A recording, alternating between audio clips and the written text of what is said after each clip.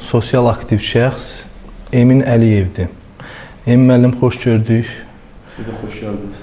İlkin olaraq söhbətimizə, ümumiyyətlə Qarabağ söhbətindən başlayacağıq. Mövzumuz Qarabağdır. Qarabağın işğaldan azad edilməsi xəbərini eşidəndə nələr hiss elədiniz? Bu barədə təəssüratlarınızı bölüşərsiniz. Demək, bilirsiniz, ixtisasım tarixdir və proseslərə biz tarixi xronologiya baxımından baxanda 30 illik bir tarixi dövrün nəticəsində biz torpaqlarımızı azad eləmişik və 30 il yığılmış bir emosiya var idi və təbii ki, bu hissiyat, bu emosiyanı cil olmaq asan məsələ deyil idi. Və düşünəndə ki, mən Zəngilan işğal ediləndə ki, Azərbaycan ən son işğal edilmiş rayonudur. İşğal ediləndə mənim 12 yaşım var idi və bu günləri Zəngilan azad olunanda, Qarabağ azad olunanda mənim övladımın 12 yaşı var. Yəni 30 illik bir dövr keçib və böyük bir nəsil ortada bu dövrdə sıradan çıxıb. Məsələyə o kontekstdən yanaşanda itkilər nə qədər böyük olduğun və sadəcə 3000 qəhrəman şəhidimizin qanı bahasına deyil, eyni zamanda böyük bir nəslin qanı bahasına bir Qarabağımız azad olunub. Hissiyatım təbii ki, mən azad olmamış torpaqlar artıq əks-hücum əməliyyatları başlayanda bu dəfə düşünürdüm ki, yəqin ki, bu sona qədər davam edəcək. Belə bir hissiyat var idi. Və düşünürdük ki, bizim rayonda işğaldan azad ediləcək. Və sual yaranır ki, biz necə sevinəcəyik? Yəni, bu hiss, emosiya hansı bir formada olacaq? Düşündüyümüz olmadı və bu günlərdə mən hansı hissiyatlar keçirmişəm, onu izah eləməkdə çətinlik çəkərəm. Amma yenə deyirəm, biz artıq bu günləri azad edilmiş torpaqlara, Qarabağa 6 ay sonraki dövr, yəni bugünkü dövrlə baxanda qeyd eləmək istədiyim bir məsələ var. Qarabağ bizim üçün ona görə dəyərlidir ki, biz orada 3000 nəfərlik qəhrəman şəhidimizi və 30 illik dövrdə bu uğurda hər şeyini verən, canını verən, bu ideya uğrunda mübarizə aparan, çalışan insanların da haqqı ilə, qanı ilə bu torpaqlarımızı azad eləmişik. Ona görə Qarabağ bizim üçün sadəcə bir torpaq deyil, sadəcə işğaldan azad edilmiş bir ərazi deyil, sadəcə məcbur köçkün məsələlər deyil, bir ideya məsələsidir. Və bu ideya hesab edirəm ki, bundan sonraki dövrdə o torpaqların bir daha problem yaşamaması üçün əlimizdən gələni etməyə bizi motivasiya eləməlidir. Bəs cəmiyyət olaraq, xalq olaraq biz Qarabağa köçməyə hazırıq. Bu prosedur necə olacaq? Necə yerləşəcəyik, necə formalaşacağıq orada? Bu haqda nələr deyir? Demək, doğrusu bu suala birmənalı cavab verilə bilməz.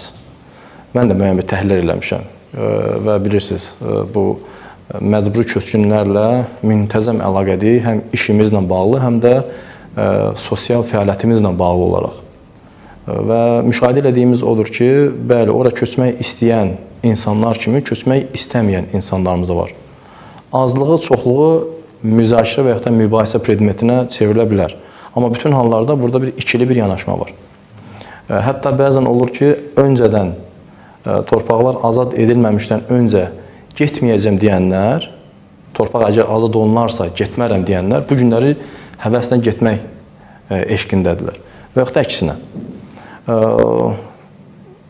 Özüm şahidəm. O torpaqları artıq torpaqlarımız azad edildikdən sonra bir neçə rayonda şəxsən gedib şahid olmuşam. Ərazidə 2 dənə daş üst-üstə qalmayıb. Hətta ölkə başçısının bir maraqlı bir fikri oldu ki, biz Azərbaycan bayrağını sancmağa bir bina tapa bilmədik. Ki, əskərimiz, zabitimiz orada bayrağımızı taxaraq Azərbaycan qələbəsini təqdim eləsin, elan eləsin. Yəni, daş üstə qalmayıb. Hətta, belə deyək də, bu azad edildikdən sonraki dövrdə isə o 30 il bundan qabaqki dövr ərzindəki olan tikintilərin belə heç bir faydası yoxdur. Sadə bir tikinti olsa belə, onun artıq heç bir faydası yoxdur. Ərazi tamamilə sıfırlanmalıdır. Və biz nəzərə almalıyıq ki, ölkəmizin 5də 1 hissəsi, ölkəmizin digər 5də 4 hissəsindən ən az 30 il geri qalıb.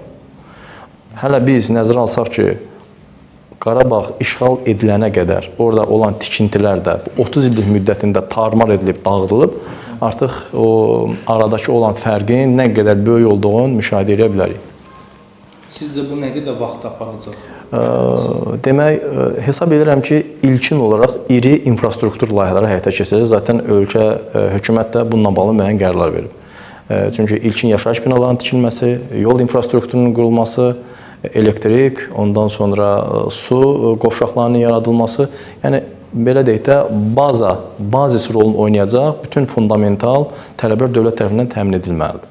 Artıq bundan sonra işin sosial tərəfləri var. Yəni artıq müəyyən bir belə deyək də tikinti quruculuq işləri həyata keçiriləndən sonra bir də əhalinin orada köç məsələsi var.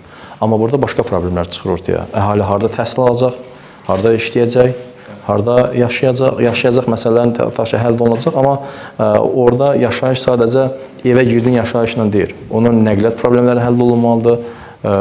Yəni sonra sərnişin nəqliyyatından söhbət gedir. Və bu tipli sosial, iqtisadi məsələlər öz həllini tapmalıdır. Yəni düşünmürəm ki, biz bu torpaqların bərpası prosesin uzun müddətli bir tarixi xronologiyaya yayaq. İlkin 3-5 il ərzində iri infrastruktur layihələrinin bitəcəyini gözləyirəm. Çünki hətta özünüz də şahid oldunuz. Yəni Talış və Suqovuşan işğaldan azad edilən günün səhərsi ölkə başçısının artıq orada Azər avtoyolu ilə bağlı bir tapşırıq verildi ki, yollar çəkilsin. Yəni demək ki, hökumət bu bölgələrin hətta beynəlxalq aeroport da Füzulidə. Bəli, Füzulidə bir beynəlxalq aeroport, Zəngilanda bir beynəlxalq aeroport, daha sonra Laçında bir beynəlxalq aeroportun layihəsi üzərində iş gedir. İndi Laçın şəhəri 3 il müddətində bizə təhvil veriləcəkdir. Yəni bu bölgənin tamamilə yararlı bir hala gəlməsi üçün müəyyən bir fundamental addımlar atılıb. Zəngilan rayonunda 3 kənd birləşdirilir, ağıllı kənd layihəsi həyata keçirilib. Ağdam şəhərinin artıq baş planı həqiqətən belə göz oxşuyur. Yəni orada müəyyən bir kəndlərin ən optimal variantda bir neçə kəndin birləşdirilərək, şəhər ətrafında birləşdirilərək iri bir şəhərin salınması layihəsi üzərində ilk addımlar atılıb, bərpa belə deyək də bünövrəsi qoyuldu. Yəni bu Ağdamda və Zəngilanda atılmış addımlar bunu deməyə əsas verir ki, qısa bir müddətdə o ərazilər belə deyək, infrastruktur baxımından təmin ediləcək, bərpa ediləcək və əhalinə köçü başlayacaq. Köç hardan başlayacaq? Bildiyim qədər cəmi 300 min insan dövlət tərəfindən tikilmiş mənzillərlə tam təmin edilib. 300 min insan az bir belə deyək də say deyil. Ölkəmizin digər qism məcbur köçkünləri isə şükür Allaha ölkədə vaqon şəhərciklərində, çadır şəhərciklərində yaşayanımız yoxdur. Onlar da müəyyən bir tikintilərdə, amma imkanları məhdud tikintilərdə yaşayırlar. Hesab edirəm ki, ilkin olaraq onların köçü prosesi baş tutacaq və ən optimal variantı odur. O ki, qaldı mənə, mən də baxmayaraq ki, mən Bakıda doğulmuşam, Bakıda böyümüşəm, amma bayaq qeyd elədim ki, mən tarixçiyəm. Ölkəmizin insanlarının həyatına tarixi bir şans quşu qonub. O tarixi şansdan maksimal şəkildə istifadə etmək istəyirəm. O torpaqların quruculuğunda belə deyək də bir gülün, bir ştilin, bir ağacın əkilməsində, 2 daşın üstə qoyulmasında, gələcək nəsillərə gözəl Qarabağın təhvil verilməsində, güclü Azərbaycanın təhvil verilməsində aktiv rol almaq istəyirəm. Və təbii ki, o rayona, Zəngilana, Qarabağa qayıtmaq, getmək, orada yurd yuva salmaq və yurd yuvamızın bacasından düşmənə dağılacaq o tüstünün qalxmasını təşkil etmək arzusundayam. Və sadəcə burada gedib yaşamaq, istirahət məqsədli bir ev tikmək deyil.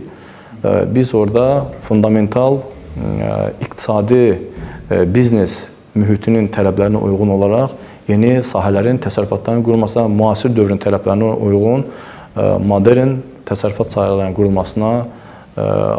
qurulmasını arzuluyoruz və ən qısa zamanda da oraya getməyi düşünürük bir daha. Tezliklə o günlər gəlsin. Deməli, Qarabağın əkinə yararlı zəngin əraziləri mövcuddur. Bu proses, yəni kənd təsərrüfatına, ölkəyə nə kimi töhfə verəcək?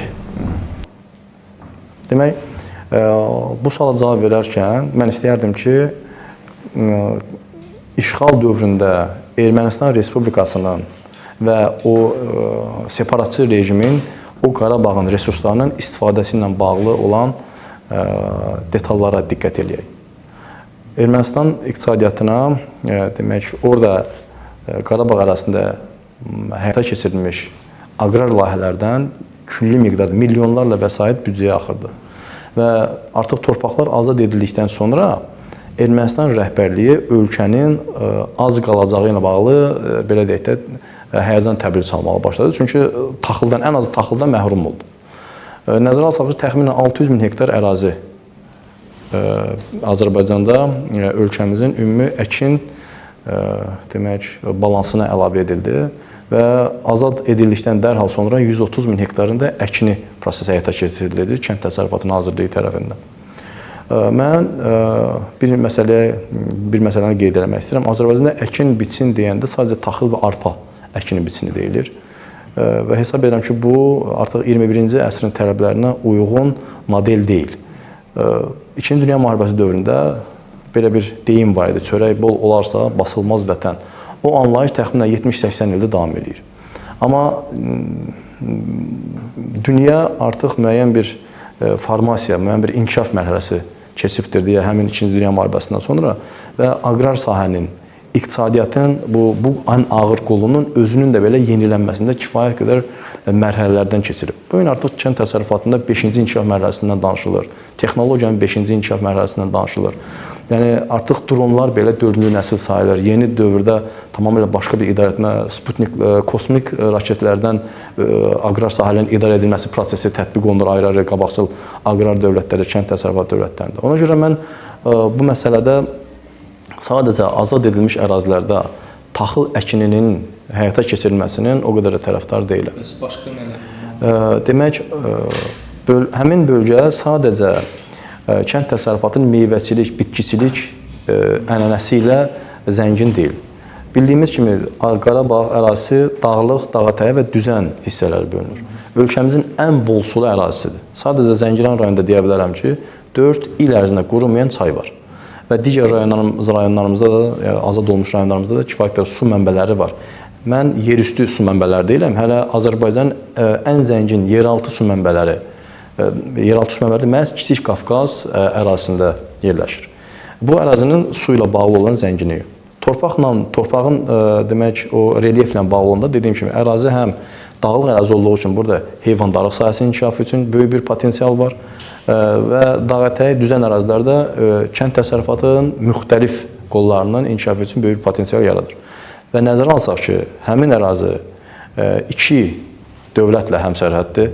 Ölkəmizin Avropaya növbəti bir çıxış qapısı sayılan Naxçıvan və Türkiyə ilə yaxın həmsərhəd imkanlar, potensialı var. Nəzərə alsaq ki, ölkə rəhbərliyinin israrla dayandığı Zəngəzur dəhlizi proyekti layihəsi həmin ərazidən keçir. O ərazinin xüsusilə kənd təsərrüfatı ilə bağlı potensialını qiymətləndirmək belə deyək də, bu bucaq altından hesab edirəm ki, aydın mənzərə yaradır. Kənd təsərrüfatının həmin ərazilərdə meyvəçiliyin bütün növlərini inkişaf etdirmək olar. Biz işğaldan qabaqçı dövrdə o ərazilərdə tütüncülük və baramasılıq sürətlə inkişaf edirdi. Meyvəçiliyin bayaq qeyd edirəm bütün kateqoriyaları, hətta bəzi hallarda sitrus meyvələrin belə əkini orada mümkündür. Heyvandarlığın isə qeyd etdiyim kimi artıq demək, yenə misal olaraq Zəngilanı deyə bilərəm. Orada artıq İsrail, İtaliya və Azərbaycan birgə müəssisəsi yaradıldı və mozzarella pendirinin istehsalına başlandı. Çünki mozzarella pendir bilirsə spesifik bir pendir sayılır və artıq orada ilkin belə deyək, bunun da bir növrəsi qoyulmuşdu. Yəni kənd təsərrüfatının belə deyək, intensiv hissəsi ilə bağlı bu qədər. Amma bir neçə ay bundan öncə biz belə yeni bir layihə təqdim elədik. Həm ölkənin müxtəlif mərkəzi icra hakimiyyəti orqanları, həm də ölkə rəhbərliyi cənab prezidentə də müraciət elədik. 30 il ərzində ölkəmizin bu bölgəsi, Qarabağ bölgəsi terror, müharibə, ixtişaş və s. bu cür negativ belə deyək də ifadələrlə adı hallanıb və biz artıq yeni bir modelin, Qarabağla bağlı yeni bir modelin təqdim olmasını təklif etdik ki, organik Qarabağ. Yəni hal-hazırda dünyada belə bir organik istehsalın trendi sürətlə inkişaf edir və artıq son dövrdə bu rəqəmlər trilyonlarla vəsaitdən söhbət gedir. Buna niyə ehtiyac yarandı sizcə orqanik məhsullara? Demək, birincisi orqanik məhsul sadəcə iqtisadi prizmadan yanaşdıqda bu əlavə dəyərli məhsuldur və ixrac məhsuldur. Ölkəyə valyuta gətirir. Demək, orqanik məhsulu qəbul edən insanlar cəmiyyətin yüksək təbəqəsinin insanları olur əsasən. Yəni bu artıq belə deyək də böyük bir vəsaitin ölkəyə cəlb edilməsini təmin edir. İkincisi, ölkəmizin torpaq və su ehtiyatı eyni zamanda insan resursları buna əl verir, şərait yaradır. Yəni burada biz bu resurslardan intensiv kənd təsərrüfatı və yaxud ənənəvi kənd təsərrüfatı layihələri həyata keçirdərək ənənəvi vəsait qazanmaqdansa yeni model tətbiq eləyərək, orqanik model tətbiq eləyərək bayaq qeyd etdiyim logistik imkanları da nəzərə alaraq. Çünki yəni Qarabağ kifayət qədər strateji bir bölgədə yerləşir. Onu nəzərə alaraq biz buradan əlavə dəyərli məhsul əldə edə bilərik və dünya bazarlarına baha qiymətə sata bilərik. Çünki dünyanın tələbi də budur. Yəni Avropa bazarı, Amerika bazarı bunun üçün münbitdir. Hətta mən Körfəz bazarını hələ ki demirəm. Yəni Körfəz bazarının özündə də potensial böyükdür. Yəni bilirsiniz, dünyanın ən zəngin neft ölkələri Körfəz əhatəsindədir və onlar da belə deyək də sağlam qidalanmağa, sağlam təbii qidalanmağa üstünlük verir. Çünki həmin ərazinin, Körfəz ölkələrinin təbii şəraiti, torpaq imkanları buna əl vermir ki, orada bu cür kənd təsərrüfatı layihələri, digər kənd təsərrüfatı layihələri həyata keçirmək olur. Amma orqanik kənd təsərrüfatı torpaqla, su ilə birbaşa bağlı olduğundan görə burada bu cür təsərrüfatların yaradılması imkanları kifayət qədər məhduddur. Ümumiyyətlə, iqtisadiyyat məsələsi necə olacaq? Necə bərpa edəcəyik Qarabağda? Doğrusu, mən konkret olaraq hər hansı bir layihələrlə bağlı məlumatlı deyiləm. Amma öz ehtimallarımı deyə bilərəm. Mən çox arzu eləyərəm ki, hətta biz öz əməkdaşlarımızla bərabər, partnyor şirkətlərlə bərabər torpaqlarımız azad edildikdən dərhal sonraki azad olunan ərazilərin bərpası ilə bağlı anons verildi. Biz Qarabağ Azad İqtisadi Zonasının layihəsinin üzərində işləməyə başladıq. Daha sonra bilirsiniz, Azad İqtisadi Zonaların İnkişafı Agentliyi yarandı İqtisadiyyat Nazirliyinin tabeçiliyində və bizdə bir ehtimal yarandı ki, Qarabağ azad iqtisadi zonaya çevrilə bilər. Və burada kifayət qədər münbitdir bunun üçün. Bunun həm siyasi, həm iqtisadi tərəfləri var. İqtisadi tərəfləri belə deyək də bəllidir. Burada investorların, iş adamlarının cəlb olunması, onların vergi düzəlişlərinin həyata keçirilməsi zaten ilkin olaraq 5 və yaxud da 7 illik vergi düzəlişləri ilə bağlı hökumətin bir bəyanatı olmuşdu. Amma bu fundamental bir vergi güzəştləri və digər güzəştlərin tətbiqi ilə qısa bir müddətdə iqtisadi çiçəklənməni təmin edə bilərik Qarabağda. Siyasi tərəflər də ondan ibarət ki, biz beynəlxalq investorları, böyük korporasiyaları biz Qarabağ arasında cəlb edirik. Həm də ölkəmizin o bölgədə olan marağına digər dövlətdən də marağını qatıb, siyasi baxımdan da burada bir yeni bir format, yeni bir model yarada bilərik. Çünki zaten dünyanın da gözü bizdə. Bəli, zaten elə onu deyəcəkdim ki, dünyanın da gözü bizdədir. Artıq yəni Çindən tutmuş da Böyük Britaniyaya qədər bizim bu 44 günlük qələbəmizin elementləri müzakirə olunur. Həm iqtisadi sferada, eyni zamanda hərbi və siyasi sferada. Yəni, çünki Qarabağ müharibəsi, hətta hərbi ekspertlər deyirlər ki, bu yeni bir model müharibə sayılır deyə. Bunlar elə illərlə belə deyək də müzakirə olunub, ayrı-ayrı dövlətlərdə tətbiq oluna bilər. Bayaq qeyd etdiyim kimi, biz azad edilmiş ərazilərimizə beynəlxalq investorların cəlb edilməsinə bağlı. Məsələn, nə üçün Facebook'un Şuşada bir ofisi açılmasın? Və yaxud da nə üçün Ağdamda Microsoft'un bir zavodu açılmasın? Nə üçün Coca-Cola'nın, misal olaraq, Coca-Cola'nın belə deyək də Cəbrayıl rayonunda bir zavodu olmasın? Zaten Coca-Cola'nın bildiyim qədər ölkəmizin İsmaili rayonunda bir layihəsi start verməlidir. Yəni, nə üçün o Cəbrayıl rayonuna transformasiya edilməsin? Və çünki bayaq qeyd etdiyim həmin o coğrafi mühit, logistik imkanlar, sabahları orada dəmir yollarının inkişafı zaten artıq bu günləri bir kəmər, bir yol layihəsi gəlir məhsəmin o ərazidən də keçir. Və böyük bir bazalara imkan yaradır. Böyük bir, məsələn, McDonald's çörəkləri. Nə üçün tamam ki, Füzuli rayonunda zavodunu açmasın? Yəni bunlar qeyri-mümkün də deyil. Brend olaraq siz nəyi təklif edərdiniz? Dünyada tanınan şirkətlər, böyük şirkətlərdir. Milli olaraq? Milli olaraq bir Qarabağımızın ənənəvi atçılıq təsərrüfatları var və Ağdamda Qarabağ atçılıq təsərrüfatı Kənd Təsərrüfatı Nazirliyinin balansındadır. Orada məsələn Qarabağ atlarını dünya brendinə çevirmək olar. Məsələn hətta bildiyim Şuşa bəyannaməsi imzalanan gün ölkə başçısı Türkiyə Cümhuriyyətinin prezidentinə də bir Qarabağ atı bağışladı. Hətta Qarabağ atı, bəli, Qarabağ zəfər adlı atı, bəli. Hətta Qarabağ atı bilirsiniz Britaniya kraliçasına belə hədiyyə edilmişdi. Yəni ingilis atları dünyada məşhurdur, amma Qarabağ atı da heç ondan geri qalmır. Məsələn, kənd təsərrüfatı ilə bağlı, heyvandarlıq sahəsinə bağlı məsələn bu brendə çevrilə bilər. Ondan sonra Qarabağ xalçaları. Qarabağ xalçaları belə dünya markasına, məsələn, oradan əl işi olan xalçaların dünya markasına çevrilmək ehtimallarımız var. Və bu cür qeyd etdiyim kimi müxtəlif formada həm kənd təsərrüfatı, həm də iqtisadiyyatın digər sahələrlə bağlı bir modellər, markalar yarada bilərik. O ki, aqrar sahə ilə bağlı. Məsələn, bildiyimiz kimi ölkədə Göyçayda nar bayramı keçirilir, Qubada alma festival keçirilir.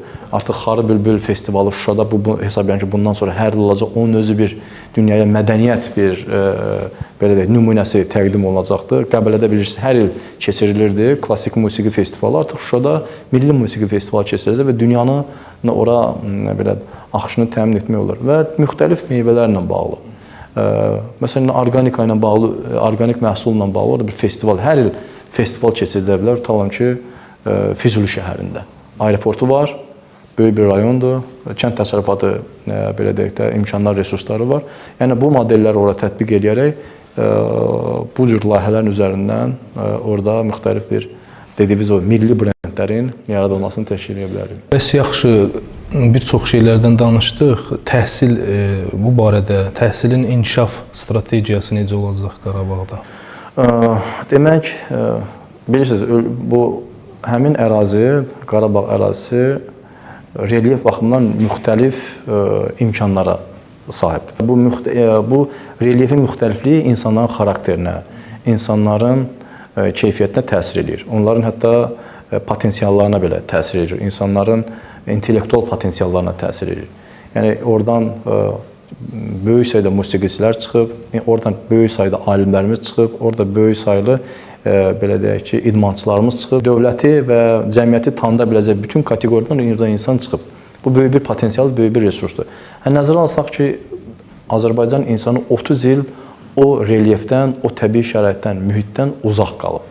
Biz demək orada yaşayan insanlarımızın geri qaytarıldıqdan sonra bu resursu yəqin ki, yaxın 15-20 il, yəni hətta bəzi hallarda 30 il çəkə bilər o resursun bərpa olmasına bağlı. Bu dövrdə bizə nə lazımdır?